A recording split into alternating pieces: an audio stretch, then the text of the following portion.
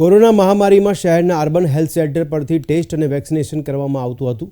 હાલ અમદાવાદમાં કુલ 85 urban health centre છે. નેશનલ લેવલથી તમામ અર્બન હેલ્થ સેન્ટરમાં ક્વોલિટી એસેસમેન્ટ થાય છે, જેમાં કોર્પોરેશનના 6 જેટલા સેન્ટરોનું NGS થયું છે. NGS સેન્ટરમાં બાયોમેડિકલ વેસ્ટ, દવાના જરૂરી સાધનો, લેબોરેટરી અને OPD સર્વિસ આપવામાં આવે છે. નેશનલ લેવલથી આનું ક્વોલિટી એસેસમેન્ટ થતું હોય છે, જેને NQSના નામથી સર્ટિફાઈ કરવાનું થતું હોય છે. કોર્પોરેશનમાં હાલમાં જ 6 જેટલા સેન્ટરનું આ પ્રમાણે ક્વોલિટી એસેસમેન્ટ થયું છે, જેમાં બાયોમેડિકલ વેસ્ટ છે, દવાના જરૂરી સાધન સામગ્રી છે, અન્ય લેબોરેટરી ઇન્વેસ્ટિગેશન છે, OPD સર્વિસીસ છે. આ તમામ પ્રકારની ક્રાઇટેરિયા ધ્યાનમાં લખીને અર્બન હેલ્થ સેન્ટરને સર્ટિફાઈ કરવાનું થતું હોય છે.